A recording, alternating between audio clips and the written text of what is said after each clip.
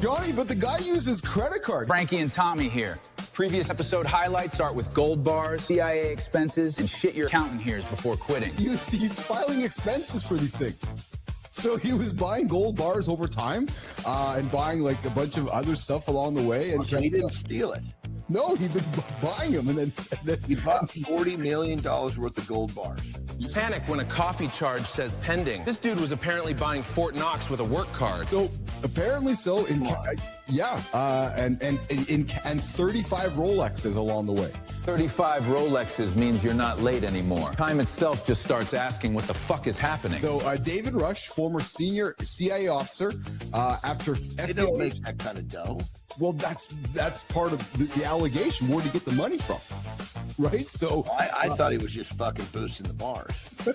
So he had $2 million in cash. He had gold bars worth $40 million, 35 Rolexes. So here's the thing I'm having a hard time understanding. See, your nickname was appointed to you through the way you live your life.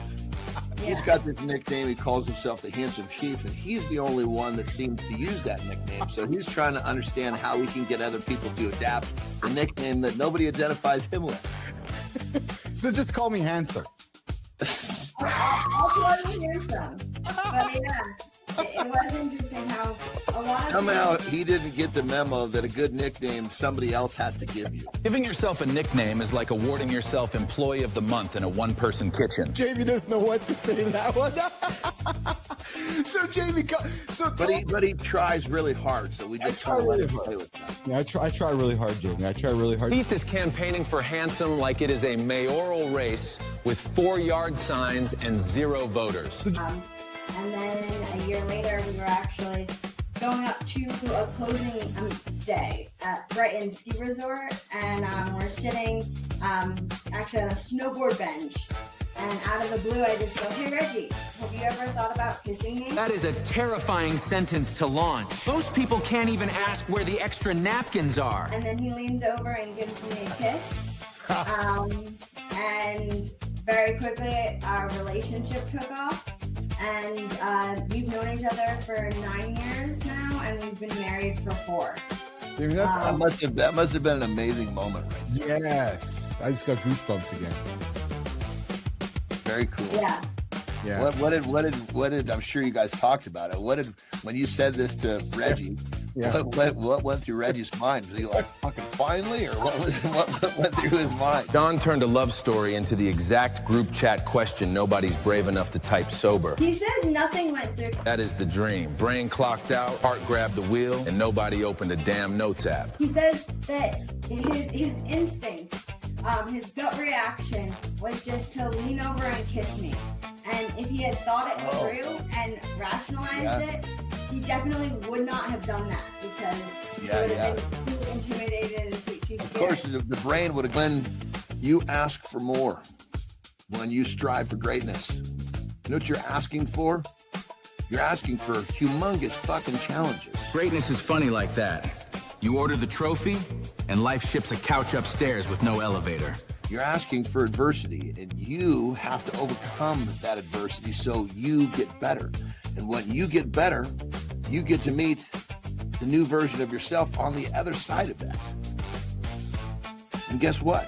When you meet that new version of you and you are better, you are developed, you are tougher, you develop, you're sharper, you're stronger, all of the above.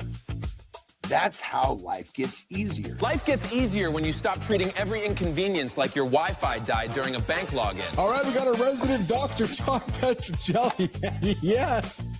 Dude, where are you right now? What? Hey, I'm in Pittsburgh. Yeah.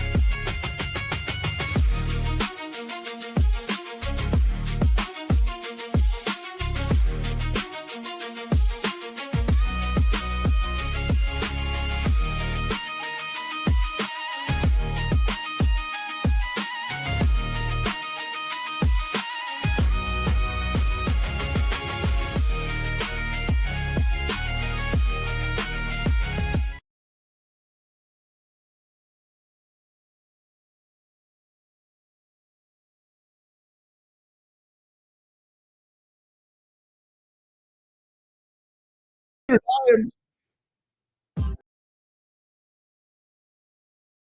Let's try that. There we go. There. Hey, good morning, everybody. We are a live experience, pressing the buttons and bringing the show to life. Good morning, everybody. Hey, listen, some men inherit money, some men inherit discipline, and some men inherit silence, but they inherit a house where nobody talked about the bills, nobody talked about investing, and nobody talked about the fear. Listen, we're never taught how to pick our partners. We're never taught about the cash. And then we wake up in debt or divorce and life goes sideways. Good morning, Jess. Good morning, Rico. Good morning and welcome back to Mornings in the Live with Keith, John, and friends. 70 some odd hours ago, we were getting up and getting after. We're back at it today on Monday, June 1st. It is officially the start of the second half of the year. Nation, it is officially the start of the decline. Jimmy, it's the decline. It's the decline. It's the decline. We are on our way to the back half of 2026. And to all my snoozers out there, good morning, Holroyd. To all my snoozers out there, you guys are half of a year behind me, Adam, Rico, and Jess, because we are getting up and getting after right here on the Mornings Lab Live Authority Network, Monday through Friday, 7:30 Eastern Time with Matt Roof, myself, and Johnny at 8 o'clock.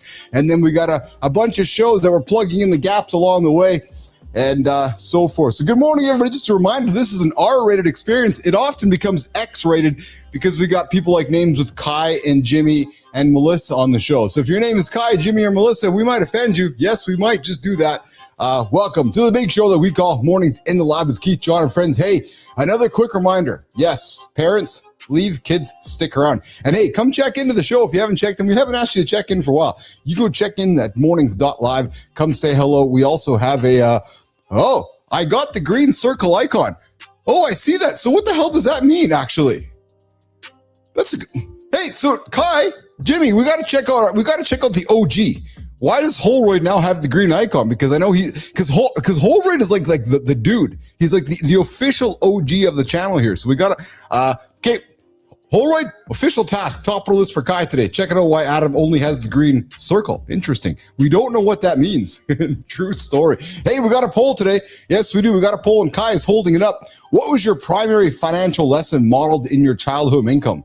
Was it avoidance and silence, scarcity and panic, or hard work but no strategy?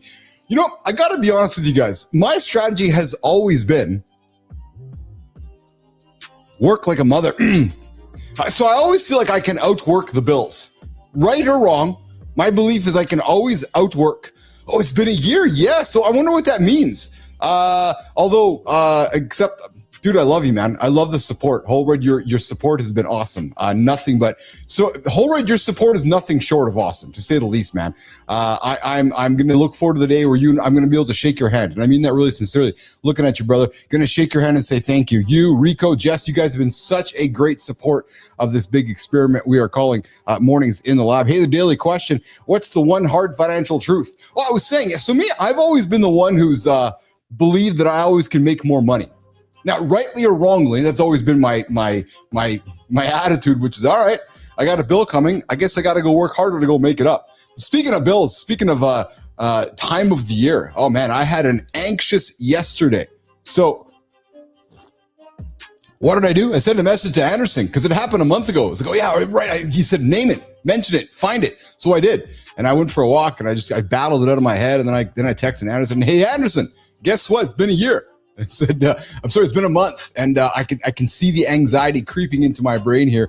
So we went back and forth on some messages, and I got the day taken care of, which was actually it turned out to be a pretty good day, actually. But for me, though, the goal was naming it early. Man, I woke up, and I was pretty good. And then as the morning started to proceed, my brain started going sideways. I think you guys might know how that feels, right? Where you get up, you're going down the right path, and something just triggers your brain. And then I was out for a walk. I had no logic why I was feeling so anxious other than the time of the year, the time of the month. And I was just worked right up. So I slowed myself down and then I just talked into it. I leaned into it. Yes, I'm anxious. I felt with it. I dealt with it and so forth. Jess comes in and says, we never talked about money unless it was because we needed to work more. Yeah, it's true. So Jess, I got a job when I was 15 because I wanted to make cash. And when I got that job working in high school, man, I started making a few $100 a week. And next thing you know, I was like, hey, I got money, I can spend it. So looking forward to that one. All right, coming up in the second, coming to the bottom of the hour, we got a return guest, Justin Roth, the chauffeur. former NHL performance coach, founder of Own It Coaching, USA Today best-selling author, The Power of Ownership, High Rocks champion, and now the man behind the Holy Health. This guy's dropped a brand new book called The Holy Health, and we're going to have that conversation this morning. Looking forward to welcoming Justin back. I believe, Jimmy, he's a 3-time returning guest onto the show.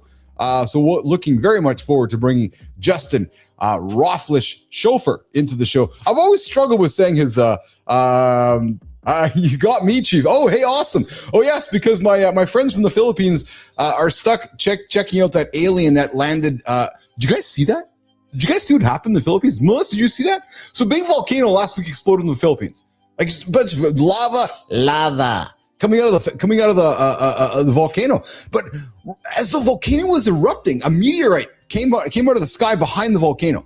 So, and if you look at it, whether it was an illusion or whether it was real, the volcano was erupting, the meteorite crashed, and then from behind, Jess, did you see this? And then from behind the volcano was this rising light. And it looked like it was like aliens and shit, man. I'm just craziness, man. Yeah, did you see that, Neiman? I'm telling you right now, volcano erupting, just the coincidence or just curiosity? I'm wondering whether it was curiosity or it was coincidence, but you got to check that out, man. Jess says, yes, Neiman was in her cave in the volcano. Yes. Yeah. So Jess, I'm with you. Those words, you can buy that when you get a job, dude. Jess, did we have the same parents? I had the exact same parents. That's exactly what it was. Good morning, Sullivan. Good to see you there, my brother. Yes, Sully, we are halfway through the year, dude. To those of us that are counting, we are halfway through the year, which is pretty damn awesome. All right, listen, it is time to get the show on the road.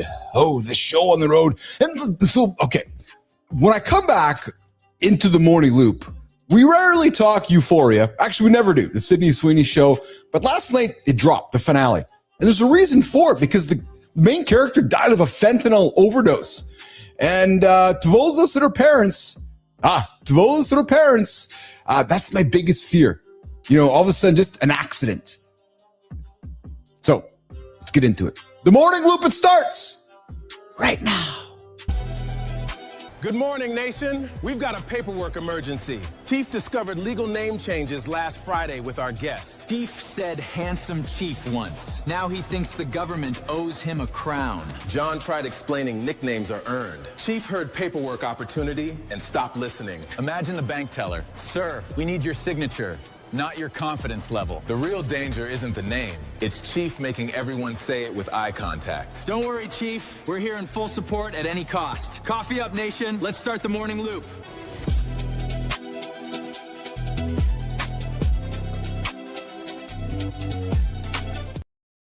Yes, the self-proclaimed handsome chief. We had some laughter at the dinner table last night. Johnny was sending me texts about being the handsome chief. My kid, we were playing a game last night at the dinner table, and we had some laughter about the handsome chief. That is him. That's me. Yes, Jess, you're my brother from another boomer mother. True story. So, hey, did you guys watch Euphoria? I got to admit, I do not watch it. I've seen it a few times. And Jimmy, if we have the clip, Kai, if we have the clip, let's run it. If not, let's get into the conversation about what happened last night on the sea.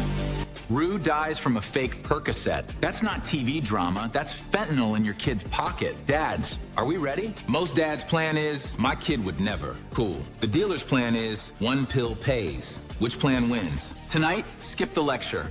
Ask. If someone offers you a pill, what do? Then shut up and listen. So last night, season 3 finale. Good. So Jimmy and Kai battling the buttons. Jimmy, no intro. Kai, we got intro. Yeah. So coming up tomorrow on Mornings in the Lab, arm wrestling between Kai and Jimmy on whether we have the clip or not. Yes, tune in. 7 minutes after the top of the hour, they are going to be absolutely arm wrestling on who's controlling the show. Well, this and this yesterday. So Euphoria season 3 drops, and Rue, played by Zendaya, dies on a fentanyl-laced pill, believing it was Percocet. Now, listen, Johnny's talked about, the challenges he's had with these types of products and drugs, and I got to tell you, man, this might be one of those conversations us parents.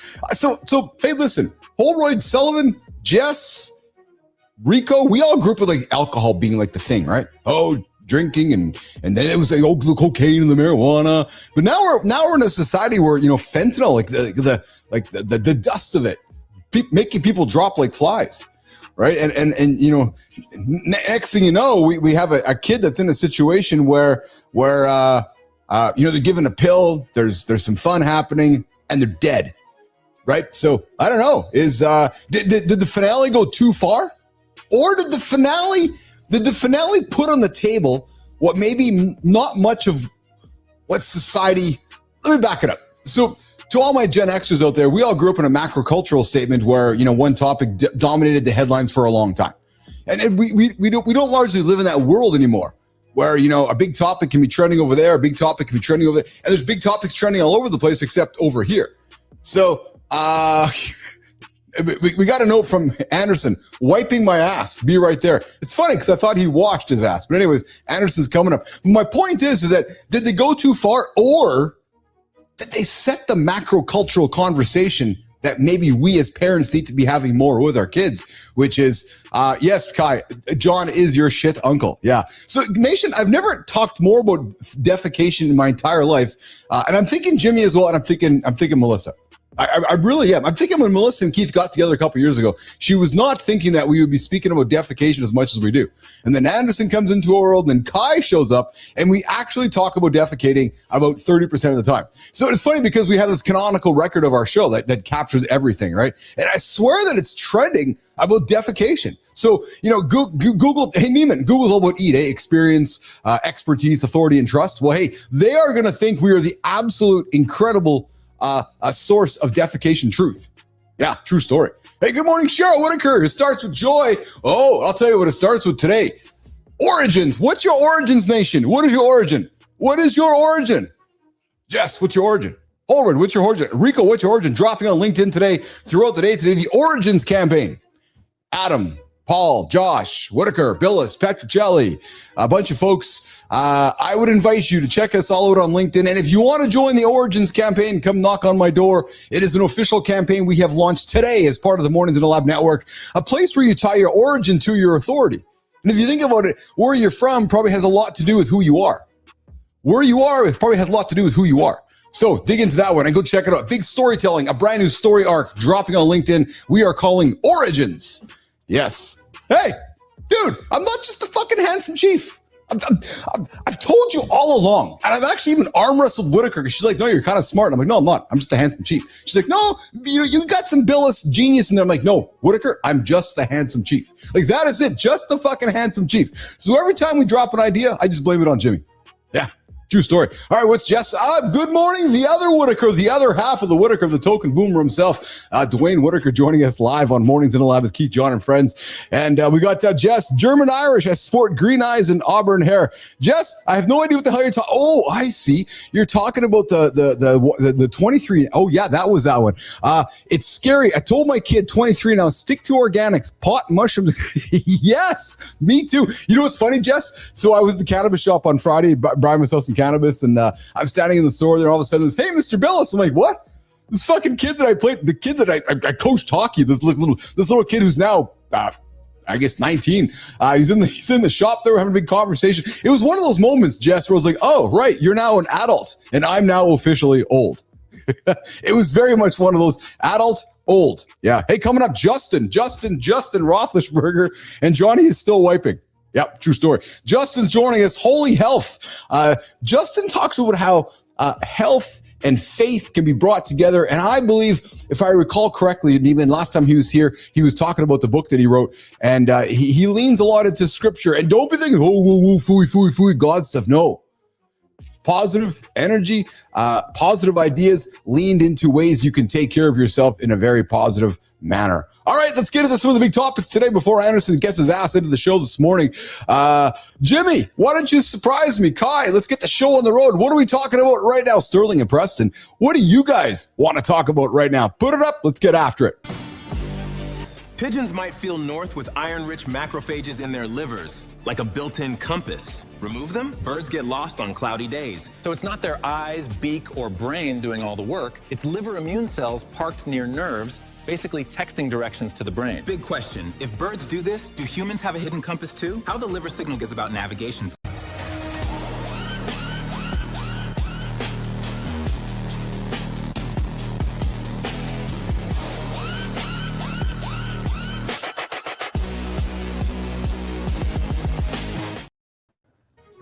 I'm a cameraman. You're the cameraman. What is going on, Mr. Anderson? I had a turd that was fighting me this morning. Yeah, so listen, Mr. Literal. You sent me a text this morning and said you were wiping your ass. We all were stunned because we thought you washed your ass. Well, what do? You leave your fucking ass dripping fucking wet? No, you wipe the water off your ass. Oh, yeah, okay, right. Yes, you wipe and then you wash and then Clearly wipe. a man who's never used a bidet. Oh, so that's why my ass was always wet when I pulled my underwear up. I forgot the wiping part. Yeah, exactly. That's why you get that stain on your fucking pants. No, I'm sorry, Mr. Anderson. The handsome chief here, when he used the bidet at the high-end Vegas hotels, when he was gambling the big black chips, he'd sit on the heated bidet, Mr. Anderson, and he'd have his ass warmed by the hair blower, Mr. Anderson. Well, if you wanted me to do that, I would be another 4 or 5 minutes to get here. Hey, I just wanted to say thank you, man. It was 24 hours ago, 40 hours ago. I sent you a note, and then your note back just was quite helpful. I was like, dude, Did that help? Good, brother. oh fuck yeah! Because you know what? Because you said it too. You said like what I find leaning into it. I think that's kind of what I was doing as I was messaging you, going, okay, I know this is here, and it's funny, Anderson, because I came back from my walk and I was like, fuck, and I was like, Johnny's like, you know it, lean into it. I was like, yes, that's what I sent you the message because it was staring at me. And it was fucking driving me nuts. You just need to hear it. Yeah, that's exactly it. I mean, there are plenty of times when I'll fucking stew on something, and then something I'll just catch it, bro. Dude, what are you doing? It's almost like a different part of me will step forward. So I was out for a walk for 30 minutes, and I couldn't get over it. So I stayed for another 30, and I was out for 60, and I got back to the house, got back to the garage. Just before I was walk up the stairs when I sent her that note. I was like, yeah, okay, fuck. And then I got in the house, told Lauren, and then I just kept naming it and walking towards it. And then I found myself becoming happy because I know that I can't be happy and anxious at the same time. So, and I walked in the house, Brookie's playing piano. That makes me feel really happy because she's playing piano, her skills. So yeah, it was just one of those things, but I appreciate you, man, because I just needed to kind of have that. It's like a tennis ball coming back to you. You know what I mean? It's like, oh yeah. And the way the universe worked out, I was just putting together this new program I was talking about. Oh yeah. Had you not said that, I mean, we would, at some point would have figured this out, would have connected the dots, but it was just like, boom, well shit, here, why not do this? Brilliant. Yes. So Nation, to all my friends looking for some products that might help you in the peptide world, we're going to Keith and John are going to do some deals here and get some affiliate stuff happening here on the show here. So my goal here, Johnny, is we're going to get that sorted out this week. I got a crazy day today, but I'll get a hold of Ben or whatever it is. We'll get a link and we'll get that happening for sure. 1,000%. Love that. Yeah, so you say Max Performance is now a sponsor, if you will, of the show. 100%. So was it like a dull moment for you, or was that just part of the journey? Was that part of your plan, or that just kind of happened? The second layer of the affiliate program. Yeah. You know, honestly, it came because I was talking to, you know, when you're in the business, it's like, you know, it's almost like a huge version of what we have here in the network. Everybody's on the same team. Yes. Yeah. And so, you know, it's very, very rarely do you find someone and it's like you're not sharing and helping. That makes sense? 100%. Absolutely. And so I was just talking to this dude and he's like, yeah, he goes, we rolled out this program. And I was like, yeah, tell me about it. And he's like, and he told me about the numbers of one of his basically one of his affiliates with that model. And I was like, holy shit. Oh, wow. And the thing I like about it is it changed that person's fucking life. No shit. That person had never, ever, ever made that kind of money, nor ever thought that she would. It was actually a lady. Wow. That's pretty cool, man. That's really cool. I mean, it fits perfectly for like a housewife, a soccer mom, someone who's in, especially when you're when you're constantly, if you're a parent, you're always dealing with other parents, and those are the problems that we solve. Yes. Yeah. Absolutely. Hey, before we get into some topics, Justin Roethlisberger, Johnny, Justin's been on our show a couple times. Quick question. I got the new camera set up. Yeah. It almost seems like it's washing me out. What do you think? No, I think so. So Kai, Jimmy, I think John looks pretty good. I think you look good. You're like a fucking shutter thing on the side where I can like adjust the camera so only a certain amount of light gets in, so I can do it in the room or the camera. Hold on. No, you are right. Yeah, I'm looking at a different version of you right now. Yeah, you are a little washed. So yeah, I might want to tweak that this morning a little bit, either during the show or after the show. But I'll kind of play with it on breaks. I don't want to. Otherwise, I'll be. You look at my chest when I'm fucking. It's funny because Kai's like you look like you're a vintage roll film. Yeah, a little vintage. Maybe it's not a bad thing though. Maybe it's not a bad thing. Hey, I think it's just because I had so much light in here for the old camera. This camera doesn't need as much light. Yeah. Hey, so I want to have a dad talk with you for a quick second here, and then in the second hour, what I thought I haven't told the team the second hour, I'm going to throw some questions on the table we didn't get to on Friday, so kind of an interview thing with you. But hey, as a dad, so I know you don't watch the show, neither do I, but it's a popular show. It's called Euphoria, and the finale was last night. The main character died of a fentanyl overdose. She got a Percocet, and it happened to be fentanyl. One of my buddies died from that. Fuck off. Seriously. No, swear to God, dude. Swear to God. Unbelievable. Like he was actually. He thought it was one thing and ended up being. So he thought it was one thing, ended up being something else? Yeah, I think. I think it was. I think I actually told the story on the show. So he was a really fucking rough and tumble dude. And as he got to know each other, I think he was attracted to me. He's on the outside. He saw that, but then as he got to know me, you know, he saw the guy that would talk and cry, and so he really opened up to me. We really connected. Well, his wife was fucking cancer.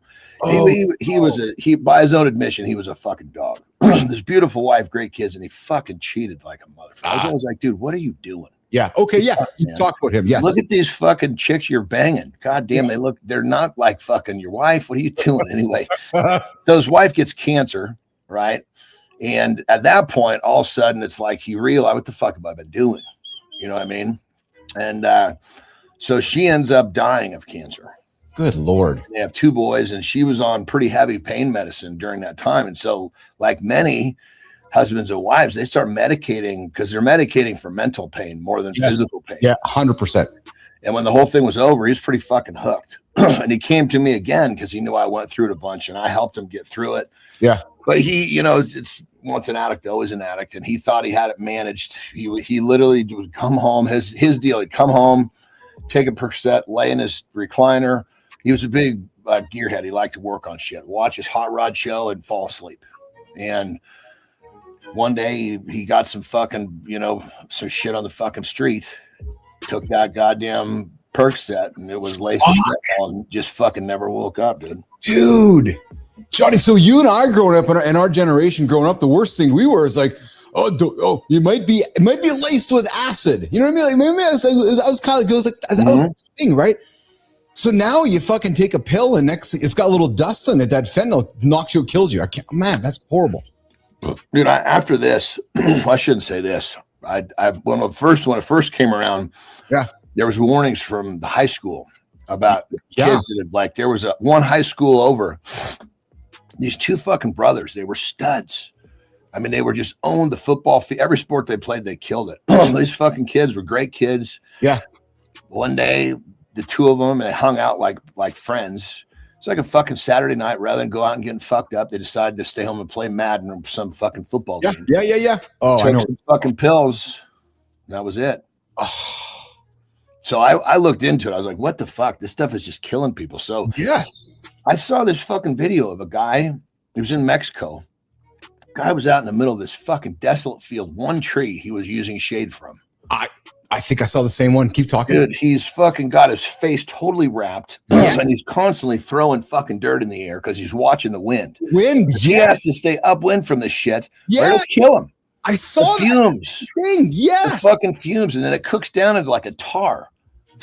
I saw the exact. And then they take that tar and they somehow powderize it. But it's like the fumes will fucking kill you, even with a fucking sweatshirt wrapped around your face. I saw the exact same thing, dude.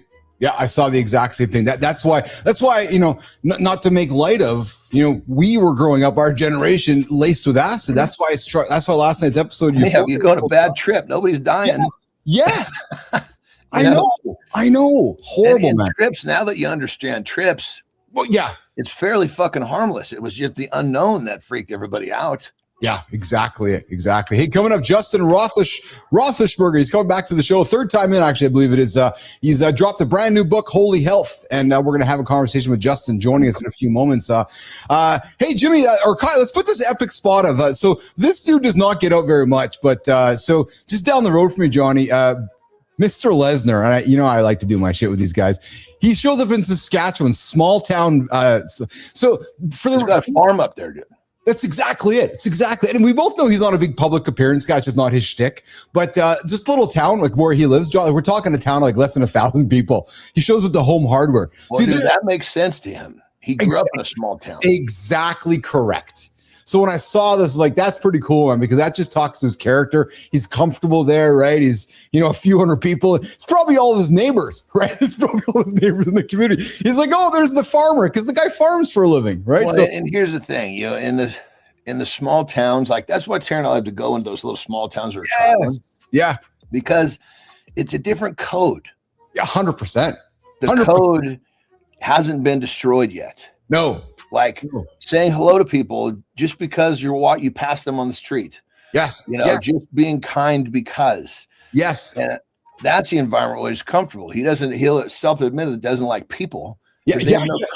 Yes. Exactly correct. So I thought that's pretty cool, actually. I thought that was really neat because all my American friends, like I call my American friends, we see him on the big stage, and he's like, no, I'm comfortable in a town of 500 people. Speaking of big stage, Johnny, I talked about this last week with you.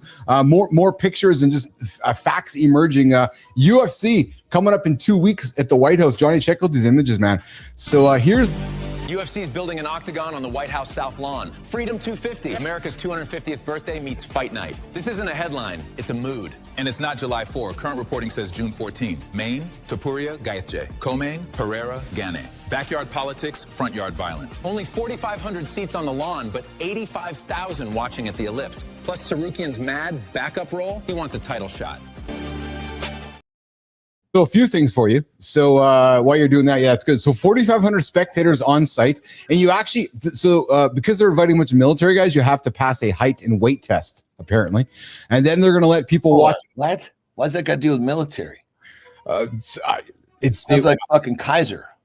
But that's exactly it. So they're giving free passes to military members, but as long as you're not fat. Yeah, that's exactly it. Jesus. No, you're right. Somebody's going to sue somebody. I mean, that's retarded. I think that's ridiculous, but somebody's going to try. Well, I know, but fuck your expression. Well, it's because it's like it's just so fucking bad. You got some fucking guy that's going to try to exploit the situation. Oh, I'm saying that's just how it works, man. It's just how it works.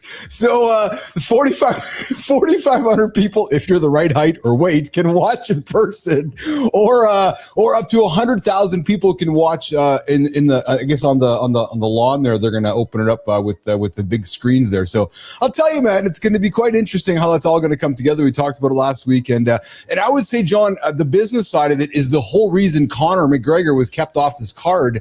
Because the money available to that fight in arena or a stadium is too significant. Why would you waste it at this event? And I was thinking about it because there was a big talk about him going there. Well, no, why would you waste it there? Go put him at a fucking stadium. So because he's coming back as well. I think that we're saying I'm wrong. It's the fucking TV money that's the real money. You can do, but you do it twice though, right? So you get the gate and you get the TV money. So why waste it on a small little gate opportunity? Yeah, well, I'm sure. And then you figure, McGregor is a little fucking little unruly. Yeah, why fucking roll the dice? Well, that's exactly it. Yeah, that's exactly. I mean, when you're doing it in the fucking backyard, it's like going to the fucking, in high school, going to the principal's fucking, picnic. You got to only invite the kids that aren't going to fucking blow their fucking gaskets. Yes. Yeah. Well, precisely. All right. We got Justin coming into the green. We're going to bring him in a quick second. But before we do that, could you imagine wearing a mirror outfit? Like, WTF is this? Jimmy, check this out, man. So this is, I don't know if it's crazy, if it's weird. So this guy created a mirror outfit. What's a mirror? I mean, it's not him. It's an outfit all in mirrors, like the entire, like it's all literally all in mirrors. Oh fuck. So light, so basically makes them invisible. because the way that light refracts off of it, Doesn't right? look invisible to me. Well, I know, but it's the idea that, How do you get invisible out of that? well, A little confusing for sure. the idea is supposed to create an invisible effect, but you're right. It's like a big glass object in the middle of You're the room. supposed to be the handsome chief, and that doesn't work either. Yes. This is true. This is absolutely true. All So right. you got the chief part handled. I'll tell you what is true. The young man sitting patiently waiting for us at 16 years old. Today's guest, he weighed 90 pounds and was weeping inside his hockey helmet in the grip of an eating disorder that nearly killed him. Doctors later told him he wouldn't live to see 35. Well, guess what? He's here today. His name is Justin. He's back to join myself and John Anderson with his brand new book this morning on Mornings in the Lab with Keith, John, and Justin on Mornings in the Lab. You can be the disciplined guy everyone admires and still feel like your own body is sending warning signs. Most people call it drive, they call it standards, but sometimes the machine you're optimizing is quietly breaking. Justin Roethlingshofer has lived that edge. Edmonton hockey taught him to push, and pushing almost took him under. At 16, he weighed 90 pounds and cried inside his hockey helmet, one step from a feeding tube. He credits God and one mentor with saving him. That matters because Justin never separated faith from performance. His father gave him a line at 13. Talent gets you noticed. Consistency gets you paid. Justin carried that into NHL weight rooms, where grown champions had to trust a young performance coach. He took that standard into elite performance rooms, then built Own It Coaching with Elise, his wife and CEO. But the climb came with another warning: precancerous polyps, a stomach ulcer, a doctor saying he might not see 35. And there was no overnight myth here. He once rented Lululemon's New York room, got 47 RSVPs, and nobody came. He gave the speech anyway, to an empty room, because consistency only counts when nobody is clapping. That mission now lives in Holy Health, a new book about habits and rhythms that heal the body and transform a life. Justin, welcome back to the lab. We're so happy to sit down with you again. Honey, he's back. Jimmy, let's bring him up. Our guest this morning, Justin Roethlisberger. How's it going, Justin? Good to see you guys. How are you? Fantastic. How are you, brother? I'm awesome. It's crazy what AI does nowadays. Yes. How did you like your intro? Oh, it was awesome. It was great. That's it. That's it. So, hey, listen, last time you were here, you gave us the broad strokes. You were actually working on the book. I remember it. But I want to go back to something specific when you were here. That's 16 years old, 90 pounds, crying inside your hockey helmet. We're going to get right into it this morning, brother. What was going through your mind in that moment? And not that clinical explanation, but that feeling. Yeah, I mean, the biggest thing is always comes back to, and I'll never forget this, is like, I knew what I was doing was wrong. I knew what I was doing wasn't right. I knew this isn't the way that I wanted to feel. But it was the only thing that made me feel like I was worth it, like I was good enough. Like this was the sign that I was disciplined, and everybody preaches discipline all day long. And this was the evidence that I could do things that that people often told me that I couldn't. The power of evidence and the power of feeling. Johnny talks about it all the time, Justin. I think feeling is really the key, because you figure like this, people get stuck in this idea of, once I have the money, then I'll feel this way. Once Sure. I win the trophy, I'll feel this way. How about feel this way now, which then will give you the energy and the focus and the vibration you need to go get that thing. The feeling, you got to, follow that feeling.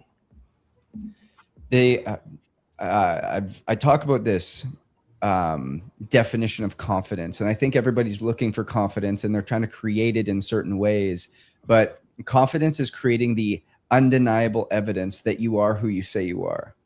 And oftentimes we sit and we say that I'm X, and I'm the best father, I'm a great entrepreneur, I'm an awesome husband.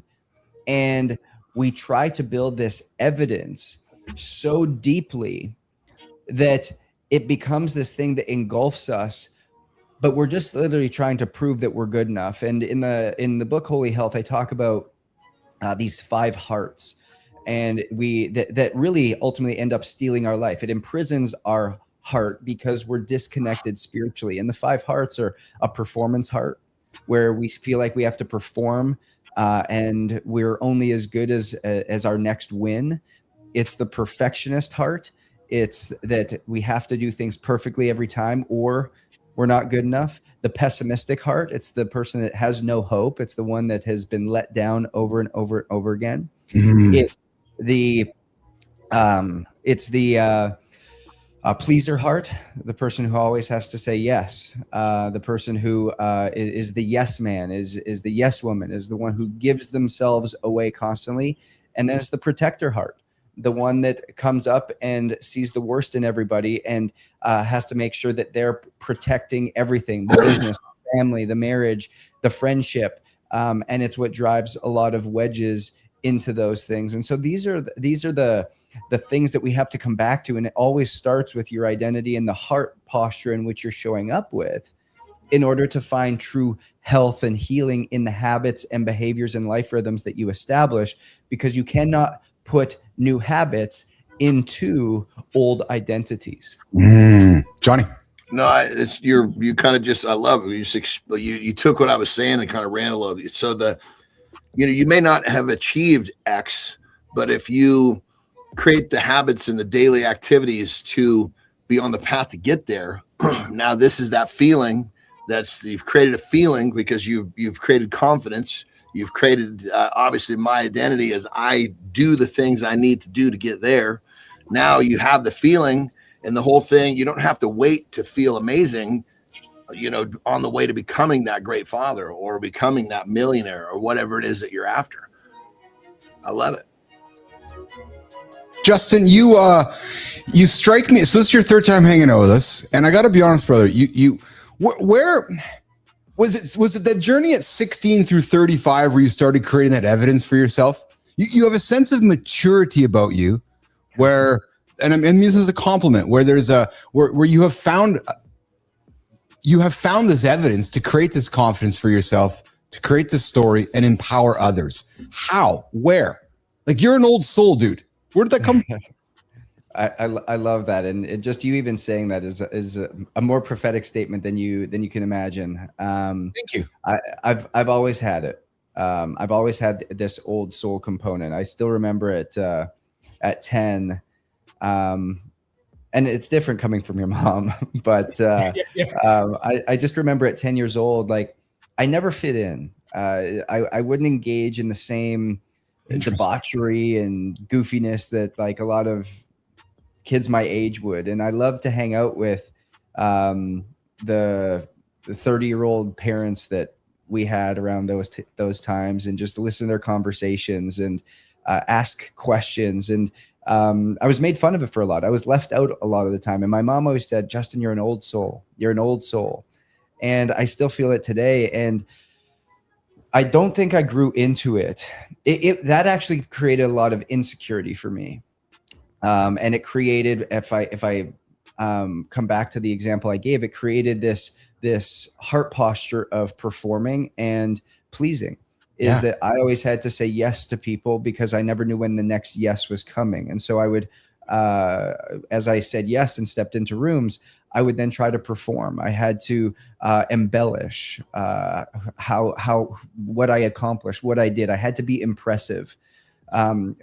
Something, honestly, guys, that I don't share often, but the greatest fear that I always had was that I would not be impressive, because if I wasn't impressive, I would be nothing. And if I was nothing, my soul would die. That was my belief system and my thought process. So I would come across as an old soul, but I would come across as an old soul that was trying to perform my way into being loved.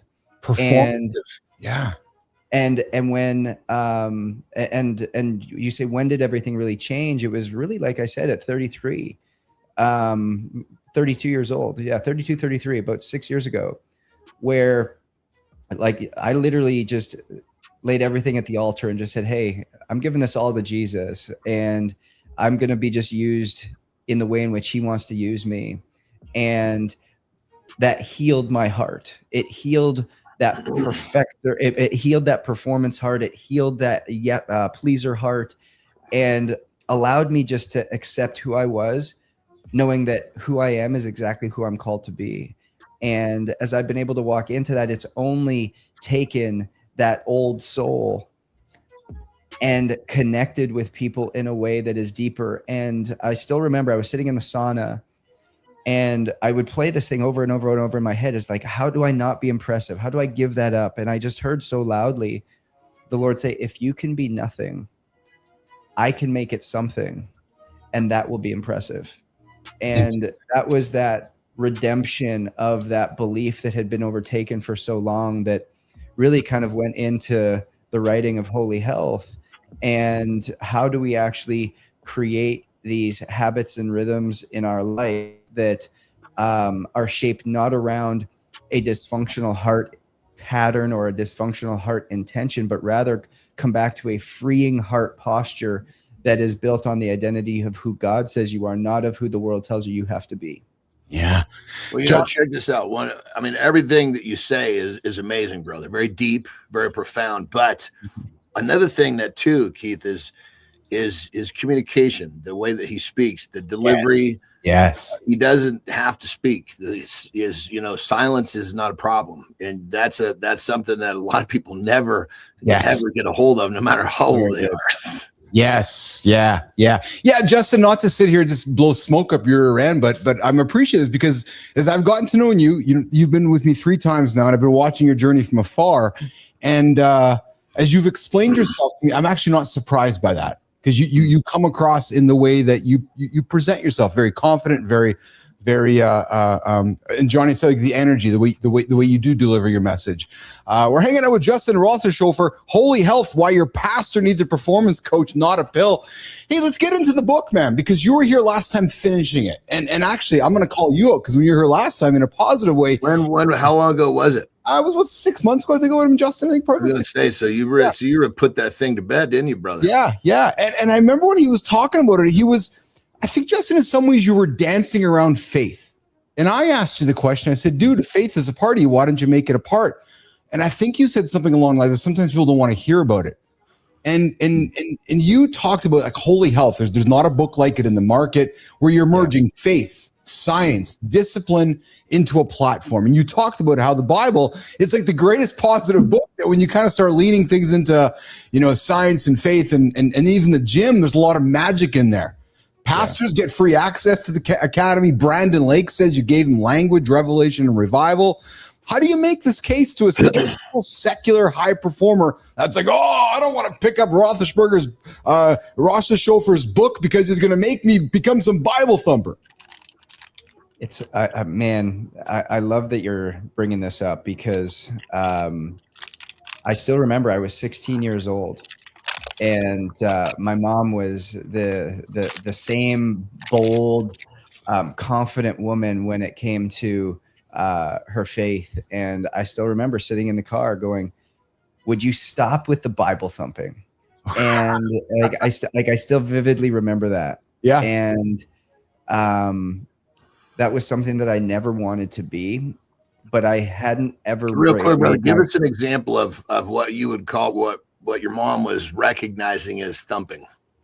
Yeah, I think it was every problem, every obstacle, every hardship was always met with a scripture, or was always met with something there. And because religion had only ever been shown as something that was legalistic and never actually portrayed as a relationship.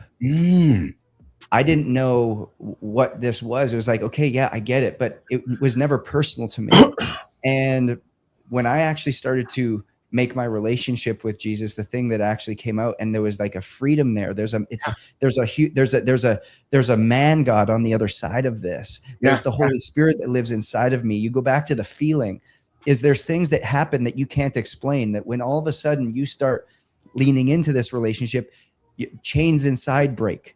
Freedom happens in the mind. You suddenly have this newfound energy that is unexplainable. And the only explanation is that of Jesus, is that of the relationship that's come. And so what I've been able to see is that everything that science has been trying to do for us from a health standpoint, a biohacking standpoint, has only ever been known in scripture for years.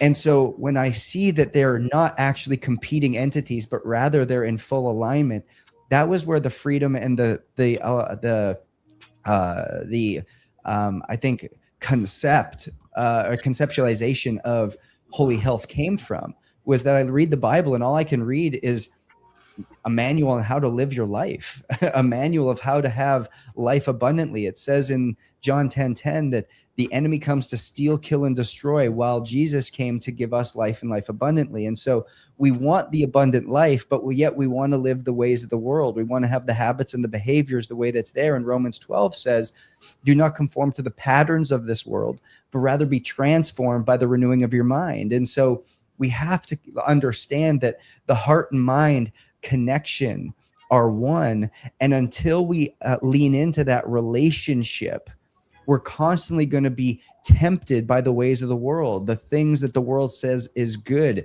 the things that the world says are good for a moment, but rather long-term are not where we need. And we trade so often as humans what we desire most for what we want now, because the temptation is so heavy. But when we have our minds renewed, we become transformed. And the definition of transformation is to alter, inform, and function. So you and I can't operate the same way that we have before because we've transformed. We've gone from a caterpillar to a butterfly. That caterpillar gone to the butterfly can't go back to the caterpillar. He's new. He's flying. He's seeing a new perspective. He's in the air. He's no longer crawling on the ground where you and I have once been. I've been on the ground. I've been down there. I've looked down there. I've tried to find the health, the healing, the vitality, the worth down there. There's nothing down there. It all comes from a higher place, and that higher place requires transformation, doing things differently than how you have, and that difference starts with a relationship with Jesus. Interesting. John and Keith hanging out with JR. So I see you called yourself JR. Good. I don't got to say the last name anymore. I'm just going to call you JR, brother. You're good. Yeah, you've been choking on that last name the whole time. I haven't even attempted. I was choking on it since I met Justin about a year and a half. I got farted. I got to say his last name again. I'm just calling him JR. Hey, JR, Mary. Well, let me just jump in real quick. I love what you're saying. 100%. Support it 100%. I just want to add a little caveat for those that may not believe in Jesus and that may not have that name. Call it what you will. Mm-hmm. Yeah, I was based. I mean, what you said, I completely agree with. Just it's a belief, the belief in Jesus for you. I call my Jesus is the universe, right? Sure. I believe that there is a higher power. I just because I studied in school. Not that I remember almost any of it. I was a theology major, but what I do remember is to get down to the roots of these things. They're all really, really, really similar in terms of just trying to help people be better people. But the idea of if you're choking on, when our man here is describing that really, really cool kind of, I call it statement, whatever, explanation. If you're choking on the word Jesus, just insert belief in there and it still works. Oh, so that's where I go with it as well, which is, and one thing I really enjoy about Justin is that I love his belief. There's one thing, Justin, that I talk about often on the show is I just want people to make a decision, lead.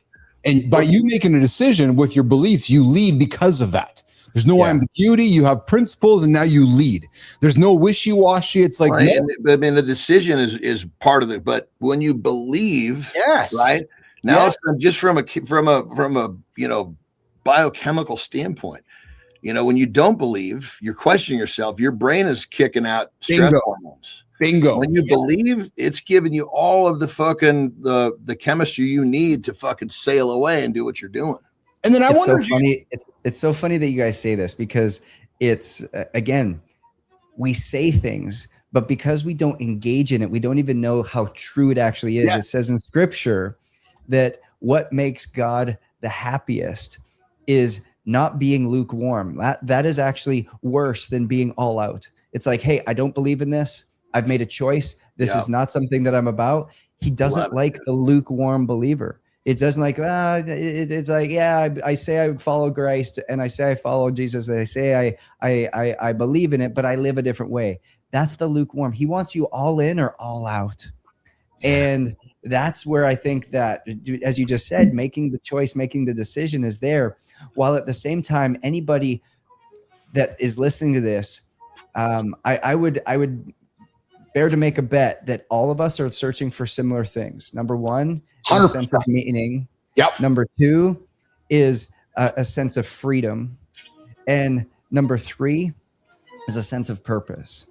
And when we're looking for those three things, freedom, purpose, and meaning can all be found deep in scripture, but we often sit here and say, I want it, but I'm not willing to do what it takes in order to get it. Oh, don't even get me started with the I want it. I'm gonna. And that level, one of the things that I'm a big one on, like, singular words, right? Yeah. So I tend to want to think that I'm constantly discovering, because searching for me, not saying everybody, presents a feeling of lack. Yeah. So I'm discovering because it's exciting. I'm constantly growing. If I'm searching, I'm it's a different, it just creates a slightly different position on the situation. Yeah. I love the word searching, because when you're searching, and again, it's scriptural, seek and knock, and the door will be answered, and you will find it. Like it happens all the time. You curious. It keeps you curious. I love having conversations like this. This is probably some of my favorite, because I love going into places. If I only hung out with other Christians, my life would be very boring. Oh, dude. I love hanging out with people who are searching, because we can have conversation that is deep, respectful, transformational, and being able to help guide and lead in such a powerful way. I'm covered in chicken skin right now because of what you just said. I was laughing with Johnny last week. I'm totally in agreement. I just like to change that word. Seek is for me, and I'm just talking about myself. Yeah. Seek feels different than search. Yes. Oh, interesting. Seek teams. Interesting. Yeah, seek. I'm seeking. I'm but when I'm searching, it's like I lost my fucking car keys. Oh, okay. I can see the difference in that, perhaps. So you say you're searching. So you say you lost something. So what do you feel like you've lost? Well, it's not. I don't really feel like I've lost anything, because I don't really use that word. I'm just big on words and how they affect me. Mm-hmm. So you prefer seek over search? I prefer discover.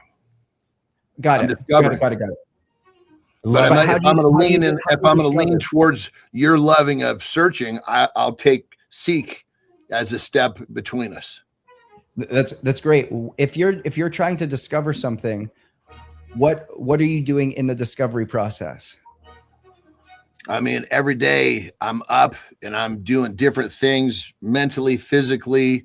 It's like the pillars of my life are all growing, and through constant discovery, whether it just be my journaling, my meditation, my exercise, trying new. I'm constantly trying new things, because if I'm not trying new things, there's no new input. If there's no input, I'm in the same little circle.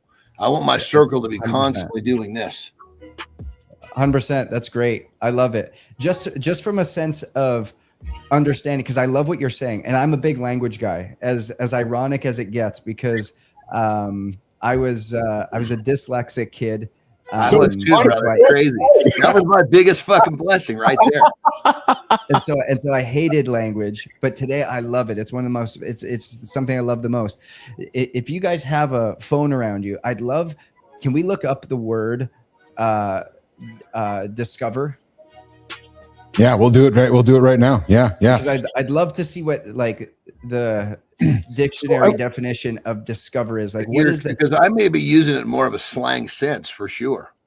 And I'm curious, because if you were saying every day I love to discover something new.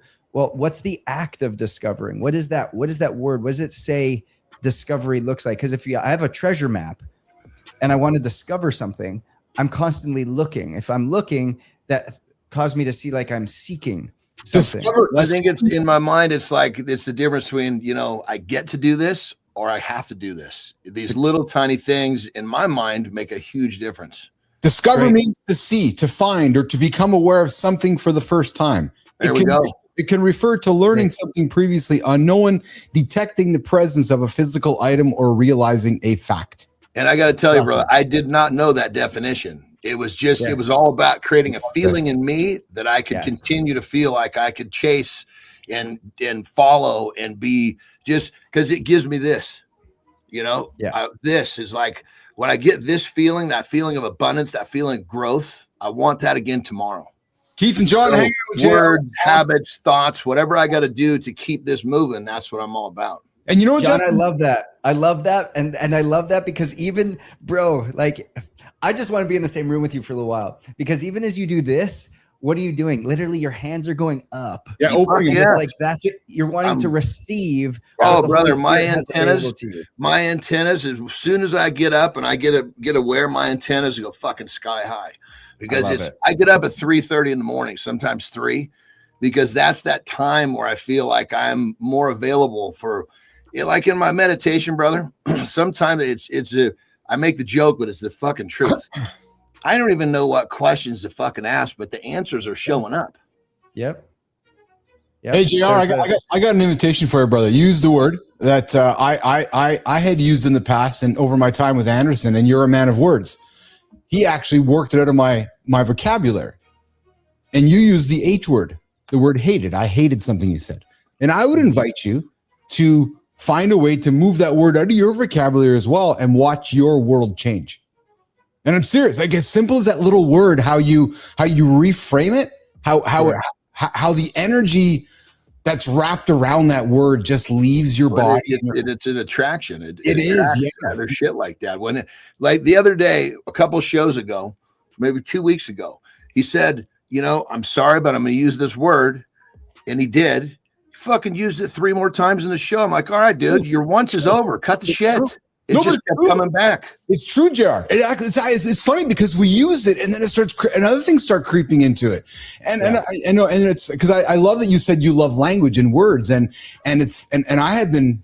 We do this for a living, right? So when I find myself not using that word as much as I can because it invites other negative energy that I don't want to have in my world. One even can't. I'm choosing not to. I'm unable. I'm having difficulty. Very different than I can't, because down deep, that relinquishes accountability. And we are accountable for fucking everything, good, bad, the otherwise. I know it sounds so goofy, Bajara, but I'll tell you something. And I don't mean this to be self-patting of myself or Anderson, but I like to call myself like a 1%er. I know Anderson as well. Like somebody on the stage where everybody's sitting on the stands. You clearly are a 1%er. Like, without a doubt, you are a 1%er or a half of a 1%er.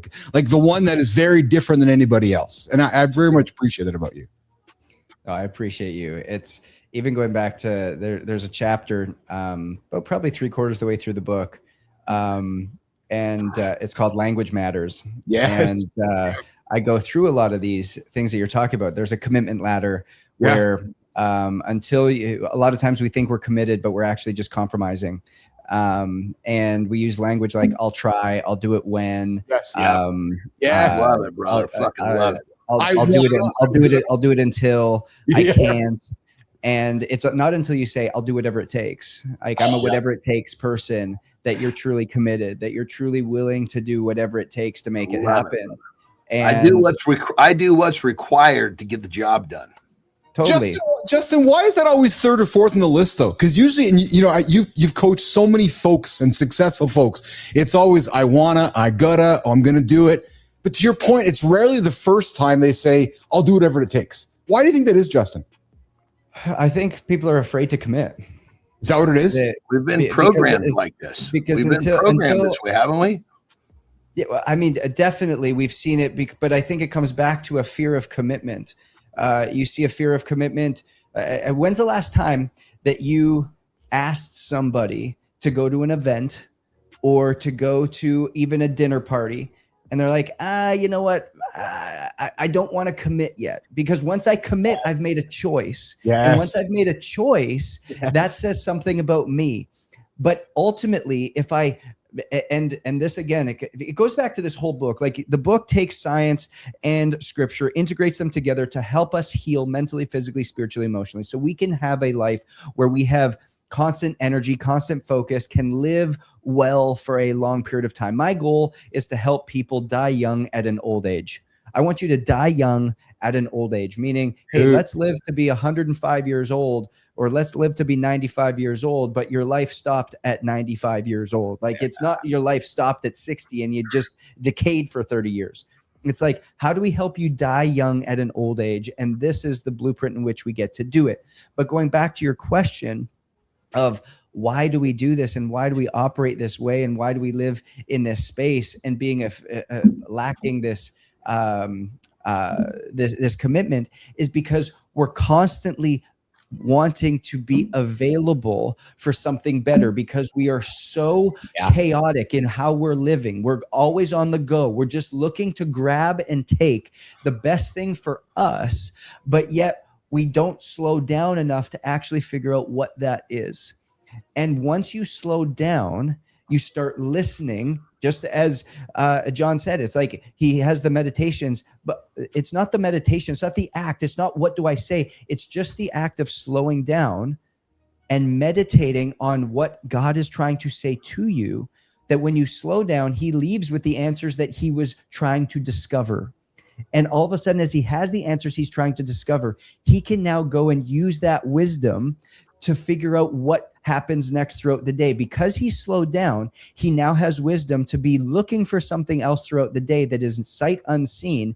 And thus, when that thing happens, the invitation from a friend happens, the phone call happens, the text message happens, he can say yes and commit immediately, because he knows that that's what he's been directed to take. So John, you're living an obedient life. You're living a God-fearing life without even knowing it. And that's the exciting part about this, is it's not asking you to change what you're doing. It's just asking to get a deeper sense of revelation as to how we continue to keep walking. And that's what a relationship with Jesus looks like. And that is why with Holy Health, it is the seeing and the realizing of things that you haven't been aware of thus far, and making it so practical and real that you literally read the book in you said a chicken soup, but full of goosebumps the entire time, because it's like, my gosh, that's a revelation. That's a truth thing. I don't want people to read this book and go, oh, Justin's right. I want people to read the book and go, oh, that's right. Oh, I love that. Revelations Discovery and Justin Rotherschwolfer. JR, this morning on Mornings in the Lab with Keith, John, and friends. Hey, Justin, we're going to do a lifestyle tip reset hour too. Can you stick around for 5 more minutes after this top of the hour? Or do you got to rock and roll? No, I'm good to say. All right, let's do that. So, Johnny, we're going to do lifestyle tip. We'll come back and I'll have a conversation about money and you being raised with money. What did your dad teach you about money, Justin? Don't answer that. We're going to have that conversation when we come back with Justin, John, myself on Mornings in the Lab with Keith, John, and friends.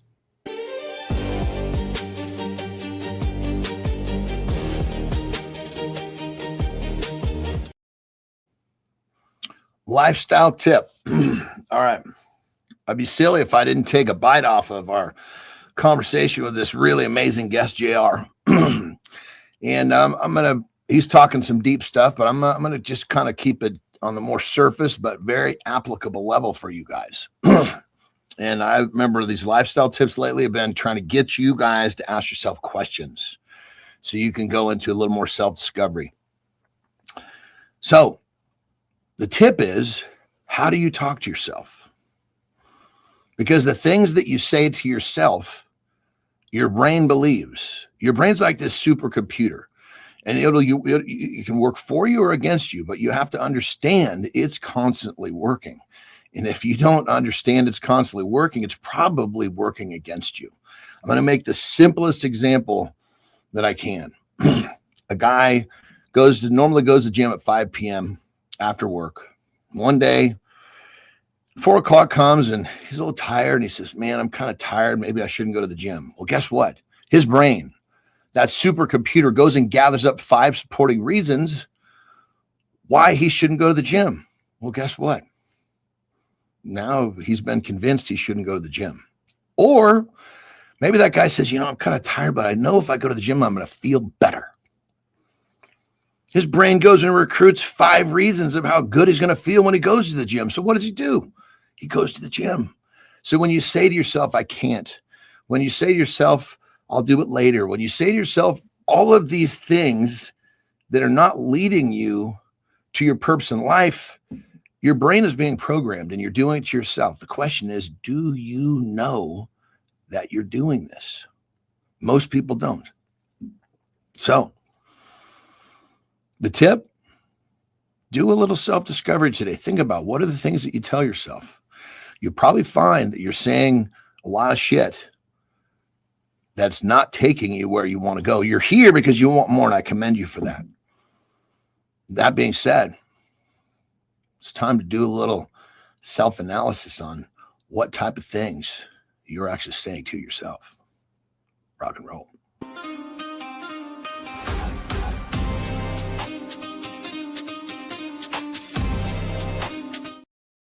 Good morning. Welcome back to Mornings in the Lab with Keith, John, and friends. You are into hour 2 on the big show we call Mornings in the Lab. We get up and get after it every single day here, Monday to Friday, live 7:30 with Matt Roof, Kindness Rising, and myself and John slide into the chair at 8 o'clock for 2 hours of ridiculous banter. And today we are having an exceptional conversation with our boy, JR, Justin Ruffling Chauffeur from Holy Health, Revelations, Discovery, a conversation you do not want to miss. Go back to the first 30. We're going to keep it going with Justin. We're going to talk money before we walk money here. What your father never taught you about making money, saving money, or just what?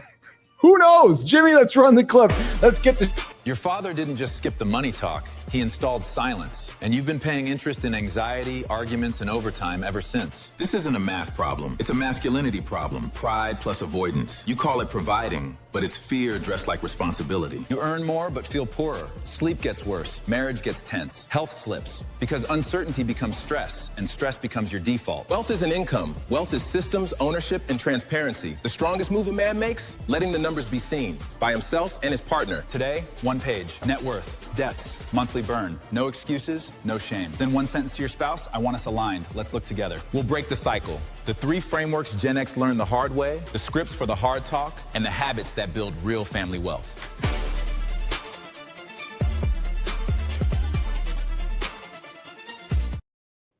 Keith, John, and our boy JR joining us this morning on Mornings in the Lab with Keith, John, and friends. Hey, Justin, growing up, did your dad or mom and dad teach you about money? So, no, it was, we grew up in a major scarcity mindset. And are you guys cool if, like, right before I dive into this, you said something in that last segment that just like stuck out that I would love to like just please touch on for like 30 seconds. Yeah. You said, don't, are you familiar with John Gordon? I'm not, no.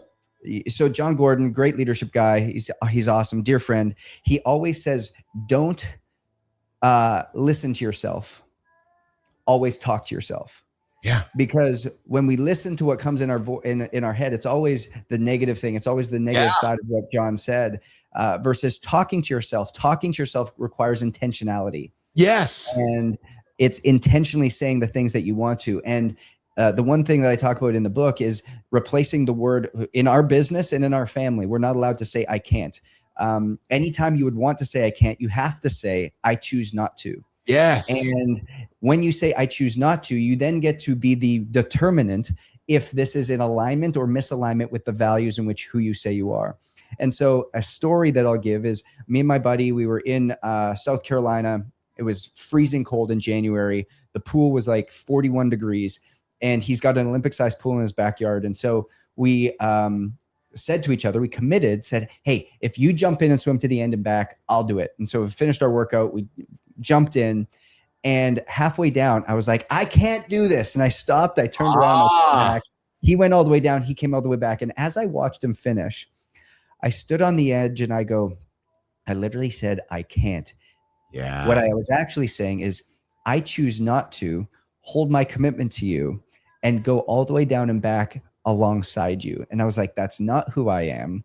It sat so with me that 30 seconds later, I jump in the water, having to go back in a second time, which is a heck of a lot harder than just the first time, going all the way down and all the way back out, which then again built confidence because it was creating undeniable evidence that I was who I say I am. So I say that and I tell that story because on the money side, we often tell ourselves is that I can't, I don't understand it. I don't know how to steward this. And it was never about being able to manage money. It was always about being able to steward money. What does stewardship look like?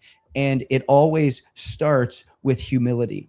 I didn't grow up having a good relationship with money. I grew up in a scarcity relationship with money, that there wasn't enough, that we never talked about it, that it was something that kind of just stood on the back burner, but rather when all of a sudden you're humble enough to know that you need to learn about it, but strong enough to go discover or seek what the truth about money is, suddenly it starts to flow your way rather than being repelled. And so many of us hold on to it. Like we hold on to our last dollar, we hold on to the last little bit, but being able to come back to what the actual concept of money is, it's just an energy, it's just a flow. And so when we again go back to the concept of stewardship, giving money away has been my greatest dude, I can relate to that. And you know, just so to me, when I think about money too, money to me is so I grew up very similar. Mom and dad, multiple jobs, you know, certainly not the silver spoon or the gold spoon. You know, I've had to work for everything I've achieved, and same with my parents. But to me, money is the evidence of the hard work. I believe that if I work like a mofo, if I outwork you, if I outwork 9 other dudes, the money will come. And that's just been my mindset.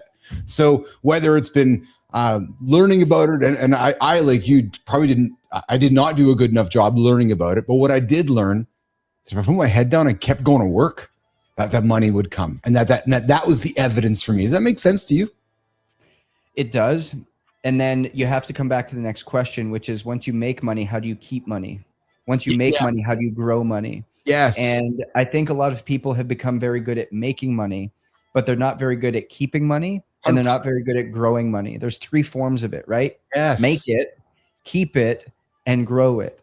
And the growing and the keeping is what we've become poor at, because we live above our means. We are not humble enough to actually say, hey, this is where I currently am. I know that's not where I'm going to be, but ultimately I'm going to buy the more expensive car that I shouldn't have. I'm going to live in the more expensive apartment. I'm going to pay the more rent. I'm going to go on the vacation just so I can have a clip on Instagram to say that, oh my gosh, he's making it. Oh my gosh, they're winning. Oh my gosh, these things are good. And so if we can achieve it with humility and come back to the concept of I'm not managing money, but rather I'm stewarding money, that's when we start to be able to step into the next phases, which is not just making it, but how do we grow it and how do we keep it?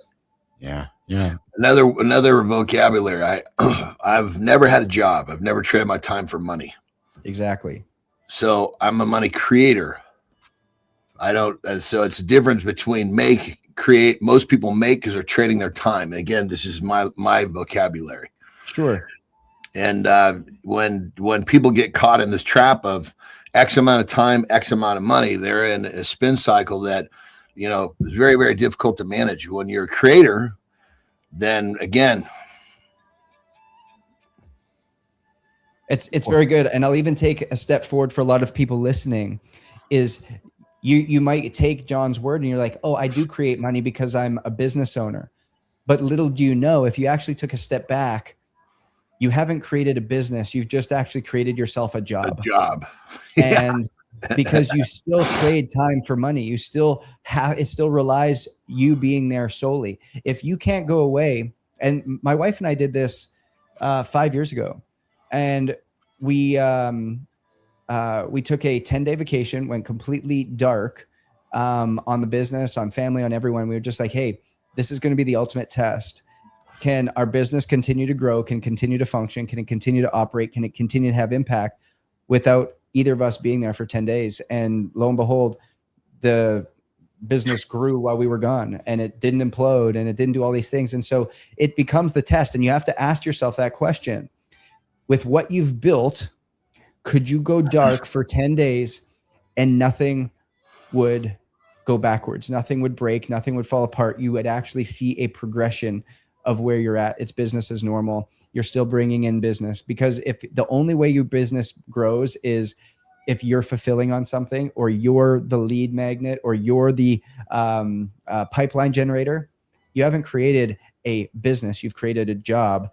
And that ultimately will always become the bottleneck to freedom, which is what you're looking for at the end of the day, which again comes back to a constraint in your life, which ultimately creates greater levels of stress, which ultimately impacts your health, which ultimately comes back to holy health that we talk about.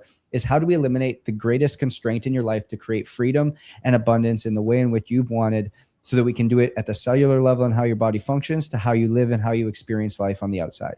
And I think that's beautiful, black and white as I see it. But I think there's an element that we should talk about that most people never really scratch the surface on is You know, granted, most people have businesses or their form of making money they want to go dark on. What if you actually create money from something that you want to do every day? That's the differentiator. You know, when people plan for retirement because they're trying to escape something they don't want to do. How about if you just do something? I mean, what I get paid for, I was doing for free. Sure, and I would have continued to do it for free. I've just been able to make money doing it. I'm a pig in shit. I don't want to go. The thought of going dark from what I do every day is not it's not a pleasing thought. I think, so again, let me kind of come back to this. It's not that I love what I do every day. We've got 3 businesses and we absolutely love them. But here's the other thing that comes back to this statement, John, and that I want people to hear and understand is even though you are doing what you love and you're making money doing it, if I made you have to be there and you had no freedom whatsoever, you would start to feel like you were in a cage. And that's how a lot of people live in what they create for themselves. Hey, you get an opportunity to go and have breakfast with the president and you're not going to be able to do this show because you've got to go do this. You have a co-host, you have somebody else, you have an option and a way in which this can be done. You have freedom. And so the reason that this doesn't feel like a cage is because you've created something where you do create money. It's not something that is a cage holding you in place that's restricting you from doing something else that's there. And so that's the what freedom is there. It's a choice. Exactly. Yeah. A lot of people do not have that freedom. They've created a job that the freedom doesn't exist. Hey, if you're a personal trainer, you say you have a training business. No, you have to show up every morning to be there for your client, or otherwise that client's not paying you. In fact, if you don't come many times, they're going to actually drop you. And so that's not freedom. You don't make money when you go on a vacation with your family. It's everything stops until you continue to come back and retain. And so that's the big difference there in what we're talking about. Coming up, taking a week off the show. Mornings in the Lab with Justin and John. Keith's gone because the show is a format and he can get the hell out of here. I'm just joking. But JR, dude, you have been nothing but exceptional. I love conversing with you. You drop nothing but nugget after nugget after nugget. Hey, you guys remember Smokey the Bear? Smokey Bear? Do you guys? So I know Johnny does. JR, do you remember Smokey Bear? Oh, yeah. Yeah. Well, did you know? Did you know Elliot was Smokey Bear's voice for 15 damn years? That voice was basically Wildfire Authority with a mustache. He voiced Smokey from 2008 to 2023, which explains why half the internet heard that clip and instantly felt 9 years old again. And here's the freaky part. Sam Elliott and the Smokey Bear campaign share the exact same birthday, August 9, 1944. That's why the fit feels stupidly perfect. Gravel voice, old school presence, and zero chance you ignore the warning when he says it. Also, let's clean it up for the people in the back. It's Smokey Bear, not Smokey the Bear. Yeah, apparently that matters. The real lesson is simple. Some voices don't just sell a message, they become the message. That's our today's Did You Know? Back to Keith and John.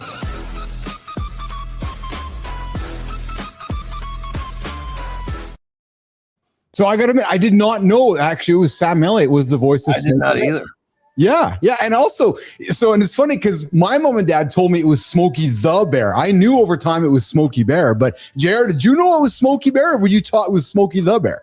I always knew Smokey the Bear. I was the same way. I was like, where he left out the in that. Yeah, but he's actually Smokey Bear. Yeah, not Smokey. You know, Bear. the funny part is, I think I probably haven't heard Smokey talk since I understood what Sam Elliott's voice sounded like. As a kid, you're not going to know the voice, but now if I heard it, I'm sure I would recognize it. Yes. We got Miss Peaches coming in saying I like this, Justin, you're like this one. To be working, to be paying off someone else's mortgage and or employee for someone else's business hits differently. The richer just get richer and poor get poor. Miss one day at work, that's not a bill paid. Comment from Miss Peaches. We have and also I want to get into this one, guys, before we walk Justin out of here. So Justin, you're a man of faith. Johnny's a man of the universe. I'm a man of all of that. Well, over the weekend, meteor crashed behind an erupting volcano in the Philippines. Let's run this, guys. Watch this clip. There's a volcano collapsing. Look at that meteor.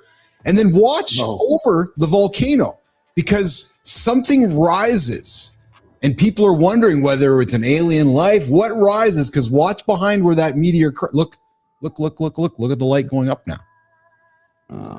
It's like, what happened there, right? Volcanoes erupting, meteor crashes, and then the light emerges from behind the volcano.